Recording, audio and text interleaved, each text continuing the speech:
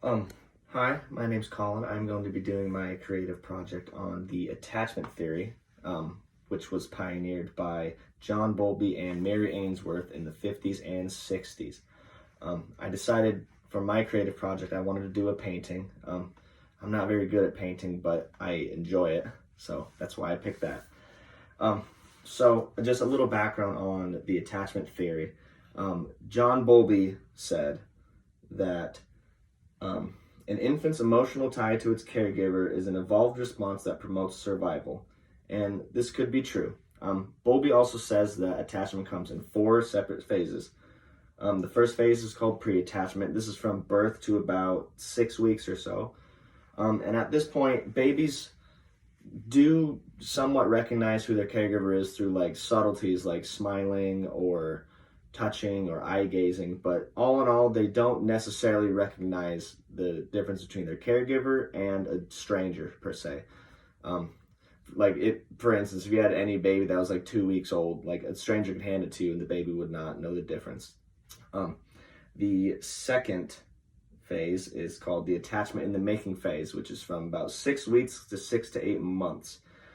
At this phase, infants are starting to connect more with familiar faces, but not as much as they would in later phases. The third phase is called the clear cut phase, which is 6 to 8 months to about 2 years. And from this point, babies have a very rigid understanding of stranger versus caregiver. There can be quite a bit of distress if the baby is left alone in an unfamiliar environment without their caregiver. They obviously know who their caregiver is, who strangers are, and they can get separation anxiety. Um, the last phase is called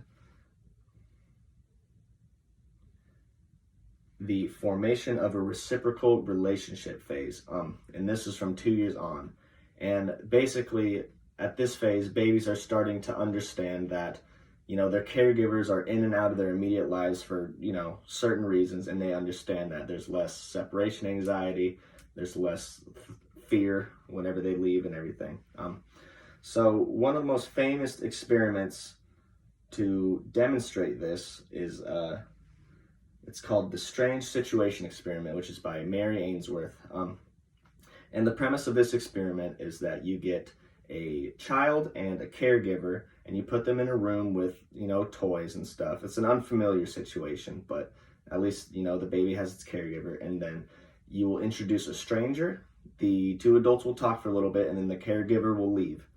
And, the baby will either cry, be distressed, or, not care too much or not have much of a reaction. But then the real key part of this experiment is when the caregiver comes back in and reunites with the baby, because this reunion is actually what sparks one of the four attachment styles that Mary Ainsworth came up with. And these are secure attachment, insecure avoidant, insecure resistant, and disorganized. So the secure attachment is when the baby becomes reunited with their mom. They will, cling to it, stop crying if they were crying, and obviously have very pleasurable facial expressions to describe how they're feeling that their caregiver's there. And a lot of times, this is one of the most popular forms of attachment between them, because a lot of people have very caring and loving mothers. The insecure avoidant attachment is when the mother or father or caregiver comes back into the room. The baby is very dismissive of it. They do not show any extra pleasure that they came in. A lot of times they don't even realize that they were gone.